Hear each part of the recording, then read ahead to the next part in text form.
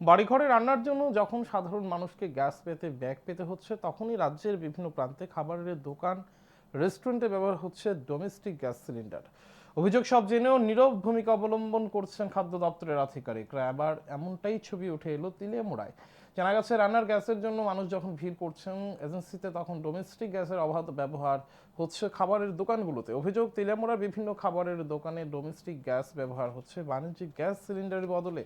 নির্বিকার সংশ্লিষ্ট দপ্তরের আধিকারিকরা ডোমেস্টিক রান্নার গ্যাস সিলিন্ডার ব্যবহার নিয়ে দোকানদারকে জিজ্ঞেস করা হলে তারা জানান, এজেন্সি বাণিজ্যিক গ্যাস সিলিন্ডার মিলছে না এজেন্সিগুলিতে, তাই তারা ডোমেস্টিক গ্যাস সিলিন্ডার ব্যবহার করতে হচ্ছে।